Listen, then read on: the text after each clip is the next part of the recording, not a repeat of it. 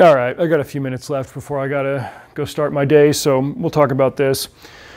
Earlier this week, over on X, formerly Twitter, there was a fight between two larger accounts. One of them is more prominent on Twitter, and one of them is more prominent on YouTube. But you know, they're both big accounts, big followings, accomplished artists in their field.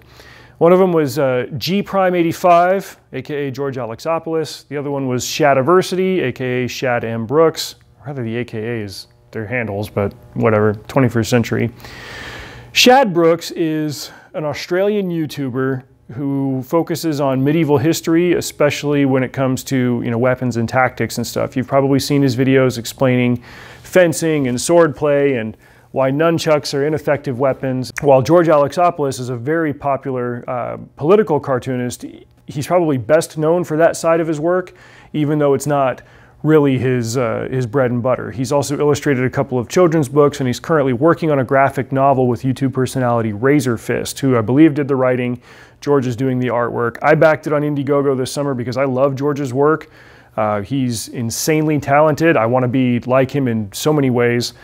I love both of these guys. I think they're very accomplished, and I love the insights that they bring to the table in a whole lot of different things. The fight that they were having was over AI art, and whether it is art, and whether somebody who specializes in AI is an artist. Hoo boy. There are some parallels to this, believe it or not, to the trucking industry. My friend Dr. Manhatva, he's always sending me links to articles on you know, AI trucks and electric trucks and stuff. It's something that I hate for a whole host of reasons. He's trying to turn a believer into me, and I stubbornly will not do it. So in this sense, you know, Dr. Manhatva is kind of the Shad Brooks in the argument, and I'm, you know, more of the George Alexopoulos. It's like, no, trucking is this, this, and this, and this specifically, and everything else can go screw itself. George is very much on the side of, you know, traditional art, digital art. Art has to come straight from the artist through his hand onto the page, onto the screen. If you're typing a bunch of prompts into a generator, you're not actually doing art. Whereas Shad is more of an advocate of integrating AI into the process of creating your art. And I think that there is room for that. You know, in between the, you know, holy AI guys and the holy traditional guys, I think there's a comfortable middle ground where it can be part of the process. One of the big hangups that a lot of people have when it comes to AI art is that it can be basically theft. If you're taking an established artist's style, taking a bunch of their works, feeding it into your AI instance so that it can learn the lighting, the perspective, the particular minutia of that artist's talent. Well, let's just say, you know, Frank Frazetta, for example, who was extremely accomplished in the 20th century and everybody still loves his work. If you were to feed all of that into an AI and then say, you know, give me a book cover in the Frank Frazetta style, and it spits something out in 5 minutes, yeah, obviously that doesn't make you an artist, and on top of that, it makes you a thief because, you know, you're stealing his style. And, you know, this is where the AI advocates will jump in and say, well, it's not really stealing because it created it on its own. No, it didn't. No, it didn't. Just stop. But if you can feed it a bunch of your own work, and then you can tell it, you know, okay, generate for me 10 thumbnails. I want them each to look like this, this, this, and this. You can use the AI to emulate your own style and save you a bunch of time in the preliminary process, and then from there you go do the fine-tuning, you do the ink work, the shadowing, the coloring, the whatever. You can save yourself some headache. That was a point that Shad emphasized a lot in his tweets and in his arguments. You know, he even showed an AI, or not an AI, a vector drawing or a line drawing. It was probably rasterized, I'm not 100% sure. But it was a drawing that he had done himself, did the outlines and stuff himself, and then he fed it into AI to be colorized. That's a part of his own process. You know, George obviously has hangups about, well, you can't just say that you're an artist and then sell that if you only did like 90 or 10% of the work and you left the 90% of it up to the computer. I don't know where the marker is on the percentage side of the thing. I would say that you definitely want most of the work to be your own. If you taught it to color, if you taught the AI to color based on your own colorization, then okay, great. It's saving yourself some time. You know, I wouldn't take an artist's line drawing and feed it into an AI and say, color this, and then say, hoo-hoo, I'm a colorist. No, like colorists are a specific part of the illustration process, especially in comic books. That is its own skill set. You know, I follow a couple of colorists on Instagram who are specifically colorists. They can't even draw that well, but they can color like crazy because it's a particular skill set. You know, but Shad was talking about just using it as one more tool in your toolbox. This is where I will highlight a group called SVS Learn. It's 3 lifelong illustrators, Will Terry, Lee White, and Jake Parker. They run the 3-Point Perspective podcast. And I want to say they had an episode on this a year or two ago, you know, about the advent of AI, right when AI was really starting to hit the mainstream, you know, as people were putting prompts into a system and, you know, coming back with something that looked kind of wonky and had 18 fingers and it was weird, but it was refining and it was getting better.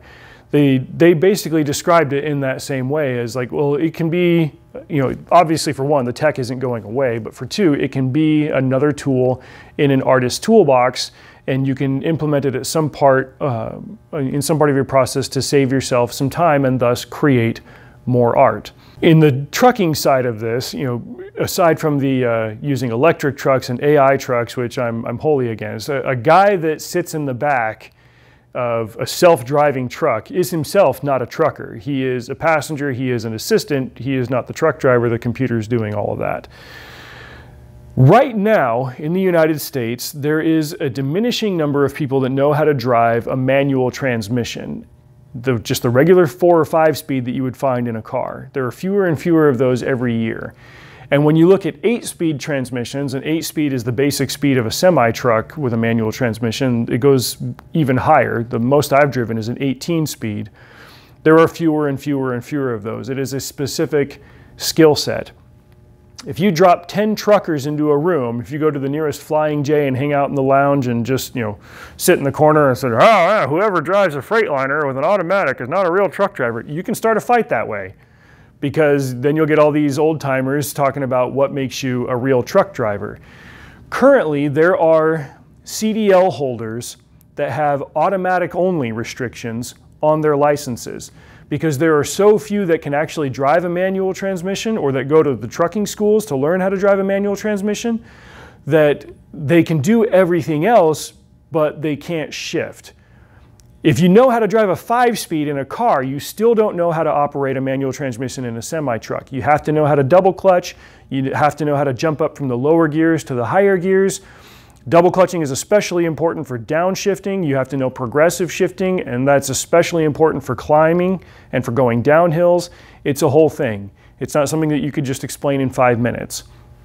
It is a particular side of the skill set. But if somebody knows how to do every other element of truck driving, you know, managing your weight, knowing your grades, backing, which is a huge thing. The number one thing that they tell you about backing in trucking school is don't do it if you can avoid it, because that's where like 90% of collisions and incidents come from.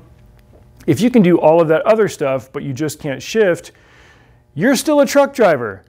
I just don't respect you as much as I respect real truck drivers who know how to drive stick. I'm doing it, I'm doing it, I'm doing it. But you see what I mean. It's like autism, all right? There's a spectrum. There's a spectrum of artists, some of them over here, they like trains and they do a little bit of AI, and then there's the hardcore ones that do it all from their brain to their hand with a manual instrument. That's the way it goes. Getting into petty fights on Twitter, first of all, it elevates your engagement, and then weirdos in Oklahoma start doing videos about you. But other than that, I don't think it solves a whole lot. Still love both of these guys.